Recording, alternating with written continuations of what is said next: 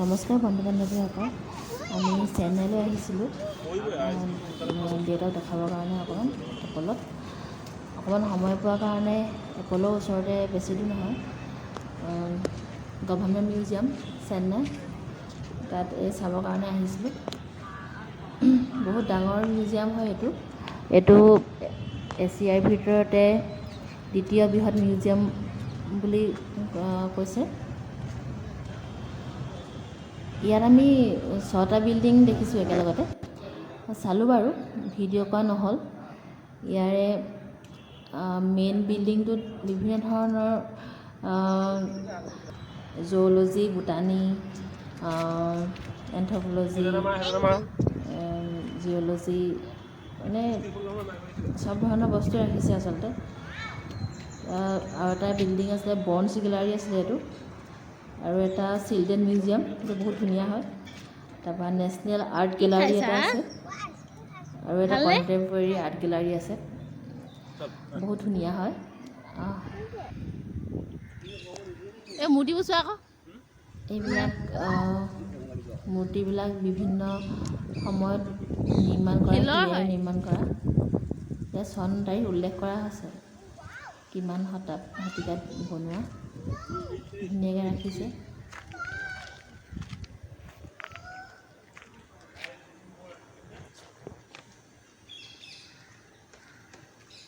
বহুত মূৰ্তি আছে দেই।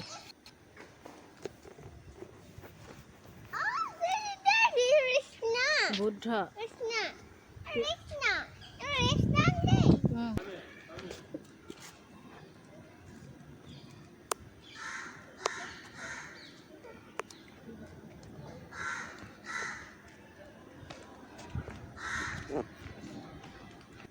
সেন্ট্ৰেল মিউজিয়াম ইংৰাজীয়ে বনাইছিলে এই মিউজিয়ামটো।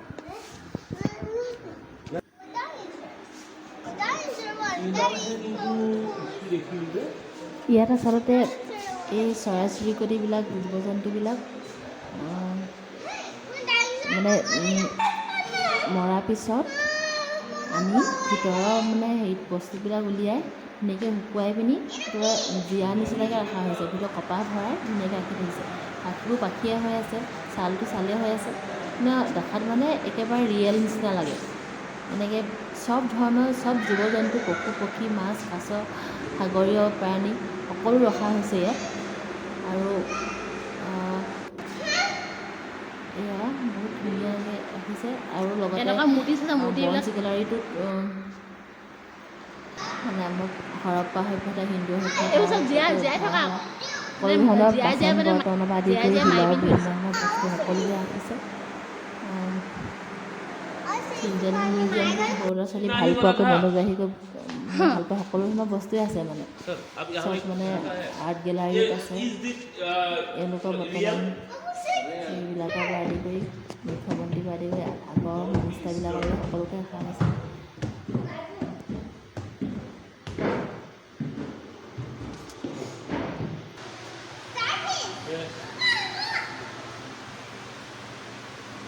ষ্টাৰ ফিছ আছে, জলি ফিছ আছে, সাগৰৰ সেইবিলাক আছে। এজনী কি হয়? সাগৰৰ তলত থকা উদ্ভিদ। সেইজনী কি হয়, কেঁকুৰা নে কি?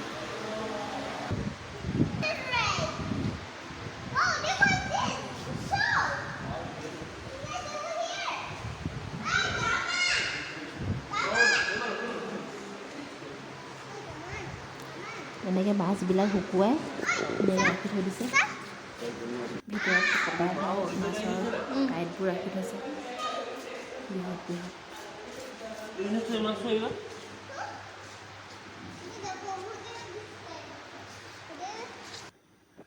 পৃথিৱীখন বহুত পিছলৈ যাব পাইছে দেই। মানুহে চাব গৈছিলাক চব হেৰি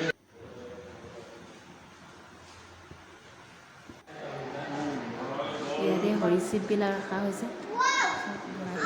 জীয়া দেখোঁতে জীয়া নিচিনাই লাগে, জীয়াই থকা নিচিনাই লাগে। এনেকুৱাকৈ ৰাখিছে মানে। এইটো বৰ কাছ, ডাঙৰ বিভিন্ন প্ৰজাতিৰ মানে কাছবিলাক আছে। বিভিন্ন প্ৰজাতিৰ কাছবোৰ ইয়াত ধুনীয়াকৈ সংৰক্ষণ কৰি থৈছে। চৰাইবিলাক বিভিন্ন ধৰণৰ চৰাই যেতিয়া যেতিয়া দেখিবলৈ পাব চব চৰাইবিলাক এনেকৈ ৰাখি থৈ দিছে। এইবোৰ স্কুলৰ ল'ৰা ছোৱালীবিলাকক দেখুৱাবলৈ আনে। এনেকৈ চব দেখিবলৈ ইয়াতে মানে চব দেখিব আৰু।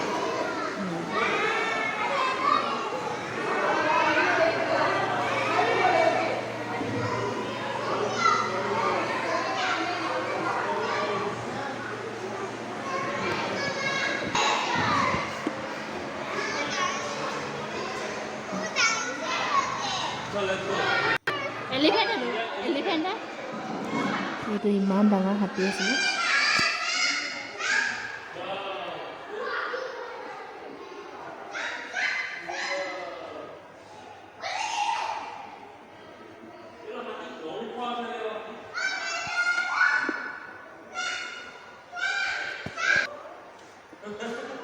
সেইটো হাতীৰ জকাটো ইমান ডাঙৰ আছিলে।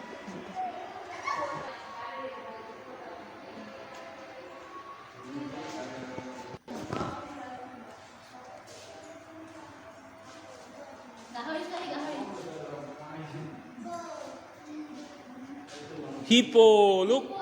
Mano? Hippo.